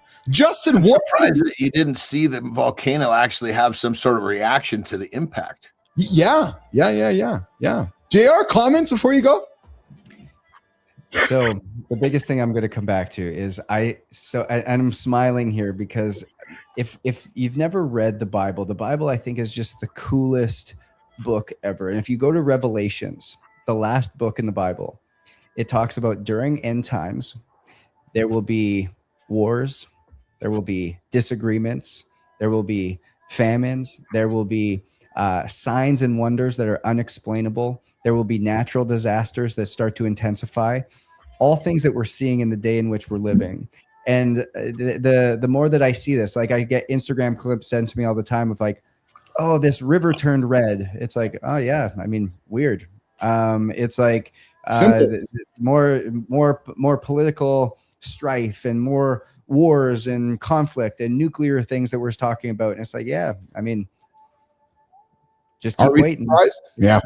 Are we like, wow, weird. It's like we didn't know it was coming. And so when I see stuff like this, there's really no explanation necessary. You're going to see a whole bunch of people trying to put out conspiracy theories or their own ways of trying to understand. But there's a lot of things that happen that no explanation is needed, and it's just there is no understanding to it. But just knowing that we're living in a world that is so much bigger than us. We're living in a place that is we are just a speck of time that is here. And if we can just come back to knowing that, hey, my role and my sole purpose is to make sure that I am obedient, living out the calling that's on my life, and being able to love people well. You're going to live really JR, where can folks get the book? Where can folks connect with you? And when are you coming back again, my brother? I love it. Yeah. holyhealthbook.com. So holyhealthbook.com is where you can go grab that. It comes out officially August 11th. We're doing a huge book release in New York City. So if anybody does some pre-orders, there's a whole bunch of giveaways on there, invites to be involved in the big book release. So holyhealthbook.com is where you can go grab that. And then I just want to throw this out to you guys is I've got an event here in Miami, July 24 to 26. It's called Redeemed. It's for high capacity men who want to live a life on fire and free. And there's some amazing people coming. And so maybe I'll chat with you guys offline with that. But if you guys want to come to that, I'd love to have you and host you. Awesome. Johnny, closing words for Justin. Yeah, brother, you got a lot of really, really cool things to say. And I think that, with the conversation about here, your book, your presence on this planet, we need more of this. We need to get people thinking. Yeah. We need to we need people thinking about the stuff that matters rather than the stuff that doesn't matter, because our world has got everybody distracted with shit that is going to bring them zero fulfillment. So keep up the good work, brother. Justin Rothling for Holy Health. You guys have 30 seconds? Yeah. 100%. So I start the book. It's called The Devil's Playbook. And again, John, you're spitting fire, bro. I love listening to what you're saying, because the Devil's Playbook, in order to keep you from doing great things, he keeps you doing good things. And there's a way in which this comes around, and there's 7 steps. And the first thing is always to distract. If I can distract you, I can disconnect you. If I can disconnect you, I can divide you. Once I divide you, I can discourage you. Once I discourage you, I can deplete you. Once I deplete you, I can disqualify you. And once and finally upon I disqualify you, I can destroy you, stealing the joy, the peace, and the freedom from which you experience life every day. Yeah. Yeah. When you're distracted, you're definitely not discovering. Yeah. That's right. Justin, there's another D for you. I love it, man. Always dropping nuggets. Dude, I love you. So I'll leave you with this. I called you an old soul to start. I'm going to call you an old soul to end, man. You come back and see us again sometime, okay? Seriously. I love it, brother. Awesome. Justin Rothling Show for hanging out with myself and John this morning on Mornings Lab with Keith and Friends. holyhealthbook.com. Go get it. Why your pastor needs a performance coach. Justin's out of here. Keith and John are left. Johnny, good conversation, man. That dude's an old soul, dropping nuggets nonstop. And you know what? What I do enjoy with Justin is that he has a belief, and I know you enjoy that as well. The power of a belief, right? Yeah, and I think he's also too like he's threading some powerful shit together because you know when you there's, I mean, you look back, there's so many people who are thumping, as he called it. Yes, right? yes. But when you take that thumping and you weave, yes, other stuff in, that's actually, that it's when I say stuff, there's just so many different levels he's weaving in, but then it's very difficult to try to just count the thumping. It's true. Yeah. And you're right, Sullivan. What a good spiritual guest. I thoroughly enjoy that. I thoroughly enjoy JR. Okay, Johnny. So I got something for the screen here. Now I'm putting something up here, not in anticipation of their death, just to put that up there for you. But I did want to celebrate the fact. Check this out. Clint, Jimmy, let's put this out there, man. Clint turned 96 yesterday. Look at this image. Clint and Sylvester Sly. Dude, look at him there. Like, so, man, like that's Dirty Harry there, eh? 96 years old. God damn. I know, right? Yeah, and then there's Sylvester Stallone hanging out next to them. They're 96 years old, and then we got and like, yeah, look at this here. He's just kind of. I'm really enjoying this. Whoever's putting these videos together, you see the how they look then. Yeah, I was gonna say, dude, he was in his like 80s, fucking crushing good films. I know, that's exactly right. And now you're like, holy smokes, he's almost 100 years old, still making crazy films. But that dude's a legend, man. That is an absolute legend. And like I said, I hope I'm not anticipating his passing. My brother, the house my brother lives in. Yeah. Right. Yeah. He basically he lives in Pebble Beach. Okay. And Clint's down there too, or I'm not sure now. Yeah. But that was one of Clint's first homes. Oh, really? Oh, no shit. No shit. Yeah. And you know who else is up there? Morgan Freeman. Jimmy, let's put Morgan Freeman up there too. Morgan turns, is it 89 today? I think it was, or whatever it is. But yeah, Morgan's up there as well, up in age as well there. So these are like the Mick Jaggers of acting. 100%. Right? Just lasting forever. Interest is high. Yeah. Plenty of reasons to live. Yes. Oh, the power of interest. I talked about interest this weekend. Who was I talking this weekend? The power of the word interest. It's funny because I said something to somebody. I said, what do you think of the word interest? And their face lit up. That word is, I would say, John, is like intention, interest. We're talking language with Justin. We use some words so flippantly that we don't sometimes take the time to think about them. And when you talk to someone about the word interest, how powerful that word is for somebody. I know we interchange it with purpose, but man, and because who's I saying it to? I said, yeah. Oh, it was Jason Greeno. And he's like, the power of interest. And I said, interest is like your gateway. If you're interested in something, you will actually become a superhero. I'm convinced of that because you will net. Hold on, brother. What the fuck are you interested in? Well, Jesus Christ, let's fucking calm down here a little bit. That's a good point. Oh, speaking of interest, and I wanted to just have a little bit of fun. Jimmy, if you got a clip, don't run it because I don't want to waste the energy on it. But I did have to close the loop on this with my brother. So I know that I have talked about this young lady a couple times on the show.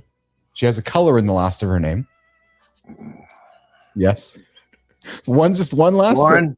Lauren, help me, please. One last thing. So you're going to roll over. You're going to say, get me out of here. So yes, she's pregnant and she's celebrating her pregnancy with a golden shower. Like, dude, what kind of the world is this? That's all that I'm going to say. Anyways. Yeah, exactly, Anderson. Exactly my words as well. Say nothing because there's no interest in that. There's words that get said. It's Lauren, help me, please. Well, it is. Melissa said it. Melissa just put it. That poor child. I agree. I absolutely agree. Hey, what do you got going on today, brother? What do you got going on today? Let's see. We got Ben after this with the new camera, which will be interesting. He's going to help me get this thing dialed in. It's crazy. I've got like a third of the lights on, and I still have plenty of light. Oh yeah, you do. Yeah. So some of so you look vintage today. You look a little bit vintage today, which is awesome. Yeah. I like vintage. Vintage is good. Vintage. I don't know if there's different fucking settings on this bitch or what. But then I'm probably gonna take my nap around. So I'm gonna get the bulk of my stuff done before my nap, which will be about 10:30. Yes. Wake up. Turn out probably, I'm not sure what exactly. We may go play pickleball. We may, kind of poke around outside because we're kind of semi getting ready for our 4th of July gig because we're going to be out of here. Yeah, we are. Got a delivery she's waiting for. And as soon as that thing lands, we're going to go to Mexico until the 1st of July. Okay. Oh yeah. I was going to ask. You guys are going to head down there pretty soon. Then is this week? Next week? Did you hear anything I just said? Yeah. When the delivery lands. When's it supposed to land? That's when we're waiting for the delivery. Yeah. I mean, it could be. I mean, granted, we'll get a notification it's on the way. So, but realistically, if I had to guess, it'll probably be early next week. Is the delivery of the airplane just landing in the backyard there for? Hey, John, I forgot to tell you the delivery is the airplane. No, the delivery. But I think I found the one that I'm looking for though. Oh, you mean the airplane? Yeah, I think I found the one. It's a 6-seater. Yes. And it's I can't remember it's a Piper, but I don't remember. Piper. Yeah. Piper 6-seater. There's another name to it. I don't remember what it is. But I like as it pulls up the landing gear, so it's faster, it's smoother up there. And more importantly, we got the space we need. Mm-hmm. I can't wait, man, to see you guys flying. Oh yeah. So so serious question. Would the goal be to fly from the home in Cali down to Mexico? And I'm serious. Would that be the goal? Yeah, I mean the goal would be to fly wherever we want to go. That's more than just a few hour drive. But you could do. The problem is we'd have to land somewhere before we cross because we can't. The San Felipe Airport doesn't have customs. So you actually couldn't land in Mexico. You'd still have to drive across then. No. We would have to land somewhere. Yes. To go through customs. I see. At an airport that has customs. Yes, I understand. Because when we land down there, there's the little airport for not all, like the little airport where we take off. Yes. Won't have customs either. Yeah, it's not an international airport. It would be a domestic airport. Yeah. 100%. So that may turn it out to be not as efficient, maybe. Yeah, but I mean, like going to see my mom, going to see friends that live out of state. This is where I really do the trick. And I think we're going to Tara and I discuss this. So she'll be the official license holder. Yes. But I'm going to take enough lessons that I can learn to fly the fucker, but I won't be the legal. One. Oh, we're learning. Anderson's going to become the pilot holding the yoke too. That's pretty cool, dude. Yeah. Yeah, well, I mean, I knew once we're up there, I'm going to grab the fucking stick. But she's like, okay, will you please take enough lessons at least you understand? Yeah. You know, Johnny's grabbing the stick. Well, listen, behind every soldier is a story of discipline, sacrifice, and perseverance. And medical screening is one of the first steps in that journey. And John, before you go.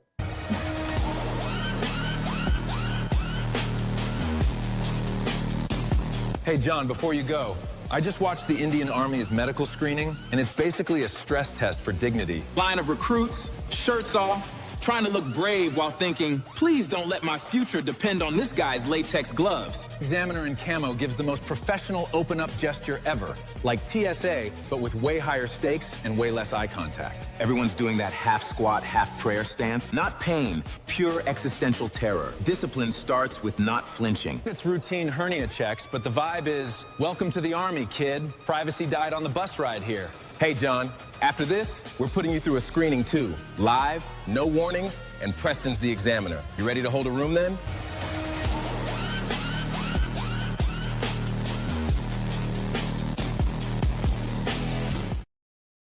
brother, how did I know it was going to lead to one of these gay fuckers holding my scrotum? So, over my life, I've probably had more than a dozen of those. Oh yeah, a little tickle, tickle, tickle. Well, because there's always a time when you got to get checked for something, and they want to make so they're always grabbing your fucking. That's right. Yeah. So that was us. Because that was me and my cousins at the farm with Bilbo. Except for there was no medical intent. It was just afternoon fun. I found this video and I was waiting to say that. I was like, yeah, that was us on the farm tickling scrotums out there. But in all seriousness, these U.S. military guys just doing a little tickle and pass. The difference from what they're doing versus hiding in the fucking woodshed with a grown retarded man naked holding each other's scrotums. Yes. Good time. Yeah. Turn your head and cough. And before you go, it's funny because Sullivan just put it up there. Pete Hegseth said at the UFC event, Johnny, no fatties invited. Like actually, the Secretary of Defense, no fatties welcome. So to your point, someone's going to get sued, man. No fatties welcome is what they're saying. Oh my God. Funniness, man. Hey, good show. A lot of love from me to you. Have a good day. Say hi to Ben for me, brother. And we'll catch up. We'll catch up in 22 hours. Have a good loop, my brother. All right, Johnny's out of here. My brother from another mother. Yeah, he's out of here. I love him. His name is John Anderson. I do, and I like saying that, and I got no problem saying it, and I got no problem telling all of you for my love for that guy. His name is John Real Anderson, hanging out with myself and Keith Billis, the handsome chief, the self-proclaimed handsome chief, right here on Mornings in the Lab with Keith, John, and friends. All right, you can't hold a room live. No. You're just faking authority. That monologue is going to come up in about, probably 50 some odd seconds. Jimmy, I don't got to take a piss, actually. So, let me see here. Good time. I'm doing the flow test right now. Oh, yeah. Okay. I guess I do. Yeah. All right. So listen, 56 seconds. We're going to come back. And I got something to say. And it has to do with holding rooms, live authority, and we're going to tease a little bit of origins as well. And that conversation, that dialogue, something I got to say, as well as the community corner. 56 seconds. Jimmy, let's start the buttons right now. We don't earn authority by looking prepared. We earn it by staying clear when the room is live and unpredictable. Authority isn't optics. It's steadiness under pressure, and it's trust we can't fake when someone pushes back. We choose polish because it feels safe. Safe is expensive when real conversations arrive, and we can't hide behind edits. If we can't hold tension in real time, trust drains. Our team feels it, our families feel it, and we feel it alone. We train presence over performance. We listen fast, think clean, and respond with weight, even when the moment isn't convenient. If we only show up when we can control the frame, we're building an image. We're not building leadership. Today, we let ourselves be seen thinking. We stay calm, ask better questions, and lead the room without needing perfect words. Keith's about to break this wide open. Stay with us. Morning begins here.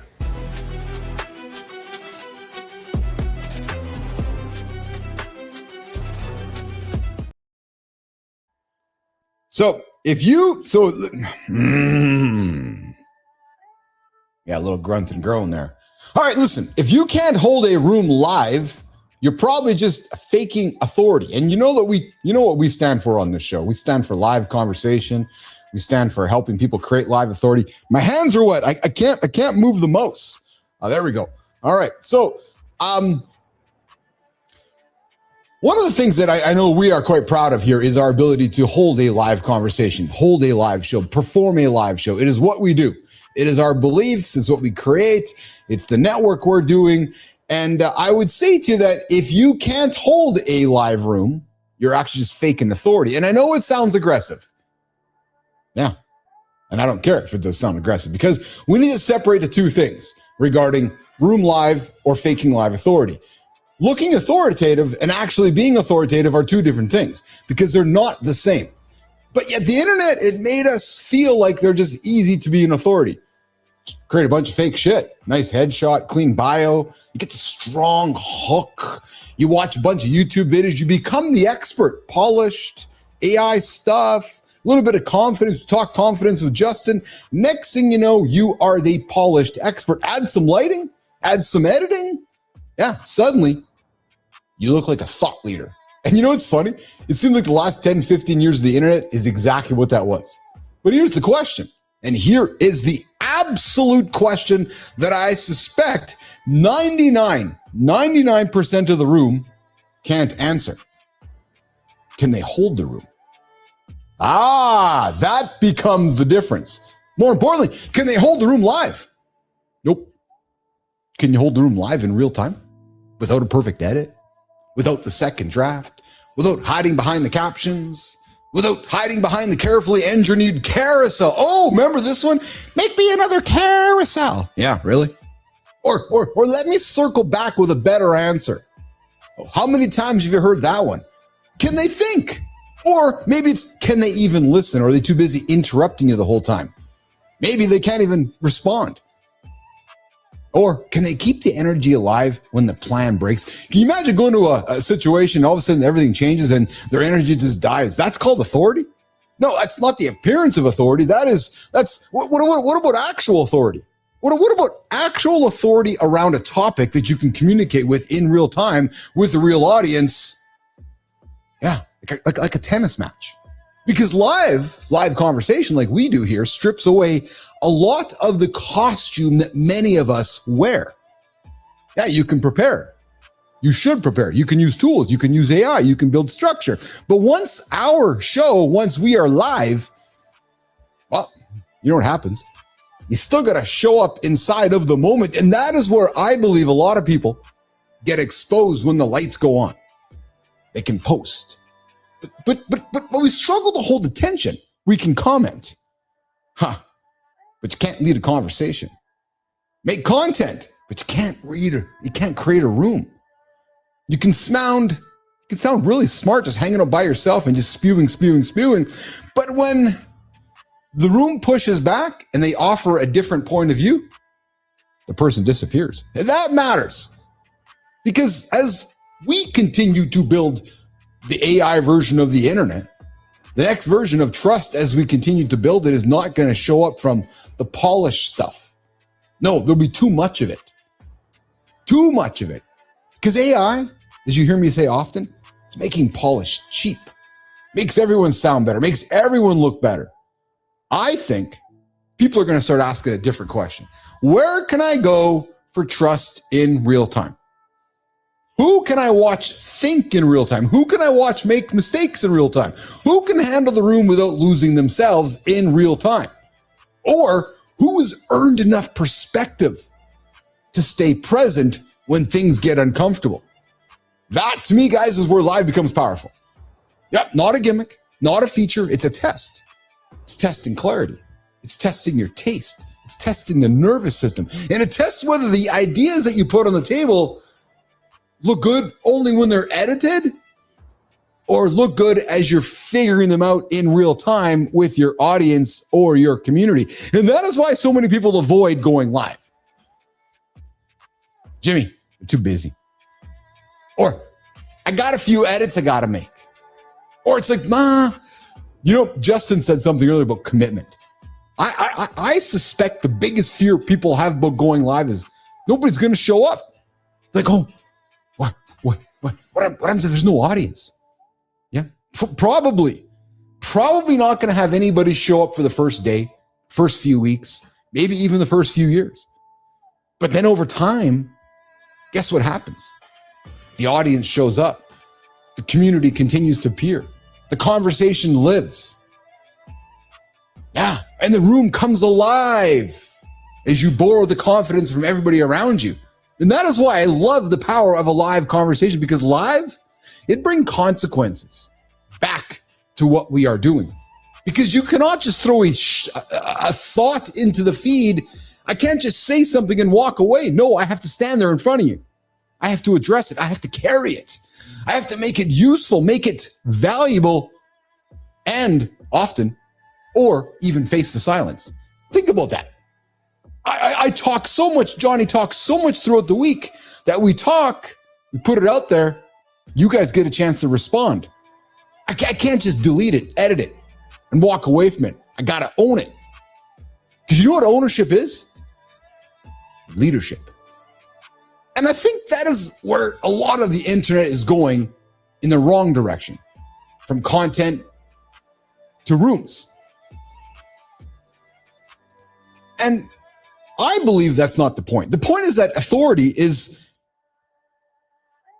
becoming more relational for all of us. It's more human, more tested. Less about how good you look in the feed, less about curating the perfect feed, and more about whether the people around you feel stronger, feel sharper for clear, or more connected after being in your room. I suspect after people leave Whitaker's room, they feel much more clear, much more human, much more tested. And that is what we are building here in the lab. Not just content, but a room, a live conversation, a daily conversation, a place where authority is not claimed, it's earned by showing up regularly, every morning. Repetition, through conversation, through mistakes, through learning from others, through being present when it would be easier to hide behind a post that we just made and put it up there. So sure, go build the content, write the posts, make the clips, use the tools, but do not confuse visibility with authority, and do not confuse polish with trust. Do you believe everything you see? And do not confuse output with leadership. Let me say that one again. Do not confuse output with leadership. Just because your so-called leader is creating output doesn't mean they're leading.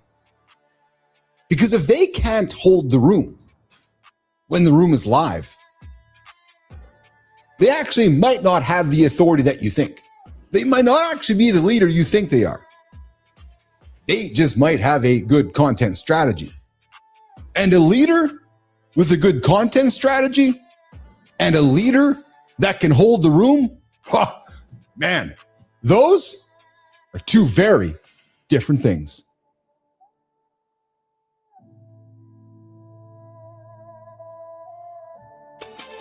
Welcome to the Community Corner.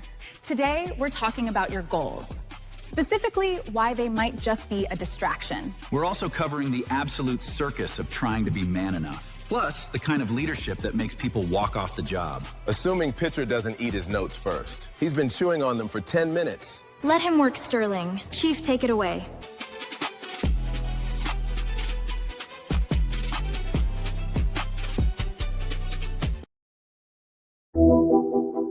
Hey guys, what's your origin? What is your origin?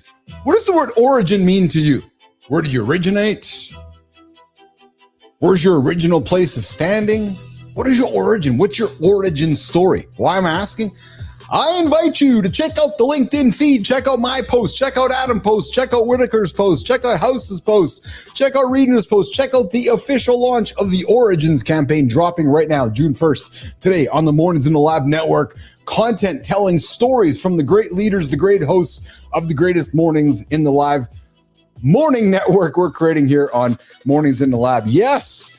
Fire a mono, Chief. I love it, Cheryl. So yeah, what's your origin? I invite you guys to check it out. I got some great content, some great posts dropping over on LinkedIn later today and out throughout the entire month. A brand new campaign that we are calling Origins. Yes, yes, yes, yes. Mornings in the Live. Yes, exactly, Kai. All right, let's get into some community corner stuff, guys. We're going to start the journey over on YouTube, and we gonna get it going. YouTube, burn the house down before you buy some new furniture. You get the same goal-setting garbage every single year. But follow Brando just dropped a sledgehammer on the self-improvement industry over on YouTube. Oh my goodness. He's talking directly to you guys who are trying to rebuild their lives. His message, brutally simple. Stop setting goals on top of a broken foundation. You know, that's pretty good. It's fitting to think about that, right? How many folks... Oh, I like this. I just kind of had some awareness. I had the bulb went off. Many folks go to Monday, set a brand new set of goals when they're entire. So, I'm loving this. Who's the person today who set a whole new set of goals, who's been sleeping for the first fucking half of the year on the snooze button? Think about that, right? Oh, yeah, all right, I'm going to get up right now. I'm going to all of a sudden become a... is busted. If you hit the snooze button every morning, if you're making self-sabotaging decisions in the evening, like I'm wondering how successful you are going to be at hitting those goals. So I like what he has to say. You got to fix the foundation before you go and attack some new goals. So are you dodging the hard subtraction, or are you putting in the hard work? Because if you are, your ambition is just avoidance. Elimination is a hell of a lot more honest than optimization. Get rid of the heavy crap before you put the new items on the to-do list. All right, do you really need a beard transplant, really? Over on Substack, we got John Bellabomo talking about the beard. And he was asking himself if he needed a beard transplant. And I know. It sounds ridiculous as hell, but the piece takes a sharp turn into the endless treadmill of trying to be man enough. We're constantly told to get more money, build more muscle, grow more hair, be a man. Well, it forces a hard look in the mirror. How many of us are quietly modifying our bodies or our emotions and not saying much about it? I don't know. All just to pass an audit for a version of manhood that we didn't even choose. Just subconsciously been chosen by the media we watch or the people we hang out with. Like that one. All right, would your team burn it down for you? Mine would. And I got no problem saying that. Yep. I believe that, actually. I believe it. 100%. Yep. So, Hemant Sharma over on LinkedIn brought up the legendary Market Basket CEO story. Arthur Demolis gets forced out of his company. What happens next? The employees walk out. The drivers stop deliveries. The shelves go bare. They lose 90% of their sales in weeks, not because of a bad product. It was because thousands of people believe their leader should be protected. Loyalty built long before a crisis hits. Your people don't just stand behind your title, they stand behind the guy who stood behind them. So here's the question from Maya. Maya, Follow Brando says, we need to eliminate what's breaking us before we set new goals. Now listen, be honest. What's the first thing that Frankie needs to cut out of his routine? Honestly, Chief, Preston needs to eliminate his habit of leaving his shoelaces untied around the puppy. That's a fair point. I'm working on it. Check your shoes before Pitcher checks them for you. One excuse out and one action in. Find one small win today, guys. I'll see you tomorrow.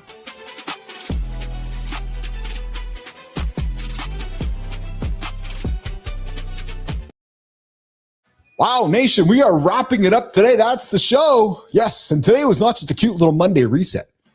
No, today was a reset. Think about it. Yes, today we talked about managing money. We had a short little conversation with Justin this morning at the second hour. We're talking about managing money and having scarcity and so forth.